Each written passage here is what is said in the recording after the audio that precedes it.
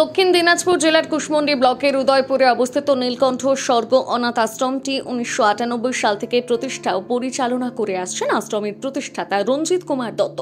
দীর্ঘ প্রায় 3 দশক ধরে নিজের সামর্থ্য, পেনশনের টাকা এবং স্থানীয় মানুষের সহায়তাতেই আশ্রমটি চালু রয়েছে।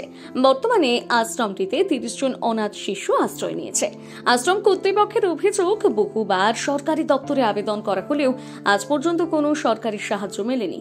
স্থানীয় মানুষের দান সহযোগিতাই আশ্রমটির একমাত্র ভরসা। এ বিষয়ে আশ্রমের শিক্ষক নীলাঞ্জন রায় বলেন, সম্পূর্ণরূপে সাধারণ মানুষের সাহায্যই আশ্রমটি চলছে। আমাদের আশ্রম বর্তমানে মাস্টারমশাই তো দীর্ঘদিন ধরে চালাচ্ছেন। এই 17-18 সালের পর থেকে জানাজানি হয়ে কিছু মানুষ এদিক থেকে যা পারে হেল্প করছে। এই সহযোগিতা দিয়ে আমরা বর্তমানে চলছি। আগের থেকে আমরা একটু ভালোভাবেই চলছি। তবে আমাদের সামনেই হয়তো আরও চাল, আলু, ডালের প্রয়োজন হবে, যেটা বুঝতে পারব। শীতে এই সামনে শীত পড়ে গেল, আমাদের বাচ্চাদের শীতের বস্ত্র যদি আমরা পাই তো বাচ্চাদের খুব ভালো হয়। শীতের বস্ত্র, কম্বল এবং সোয়েটার, তাহলে আমাদের বাচ্চাদের উপকৃত হবে।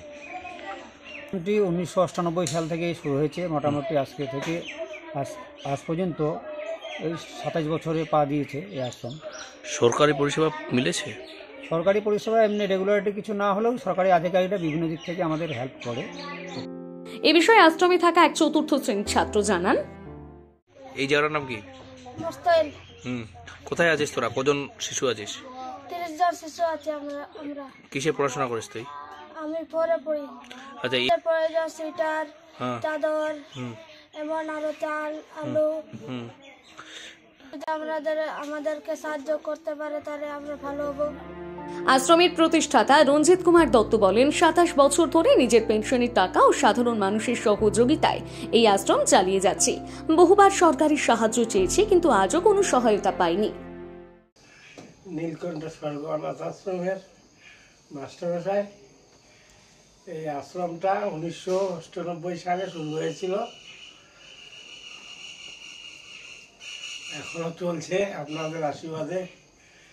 এখানে 30টা বর্তমানে বাচ্চা রয়েছে, এদের পড়াশোনা সব, এবং এখানে দাতব্য চিকিৎসালয় আছে।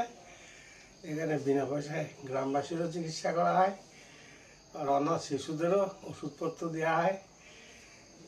যাই হোক, দীর্ঘদিন থেকেই চলছে, যদিও আমরা গভর্নমেন্ট সাহায্য কিছু পাইনি, এটা পেনশনের টাকাই চলে। এ বাদেও কিছু সুযোগ ব্যক্তি যারা দয়ালু, কৃপাবান, তারা কিছু দিয়ে থাকেন। কোনোরকমভাবে আশ্রমটা বর্তমানেও চলছে। আপনারা আশীর্বাদ করবেন যেন আগামী দিনেও ভালোভাবে চলতে পারে। সরকারি অনুদান না থাকলেও মানুষের মানবিকতা ও স্বেচ্ছাসেবী মনোভাবেই নীলকণ্ঠ স্বর্গ অনাথ আশ্রম আজও টিকে আছে এবং অসহায় শিশুদের আশ্রয় দিয়ে যাচ্ছে। কুশমন্ডি থেকে দিলদার আলীর প্রতিবেদন, নিউজ টুডে।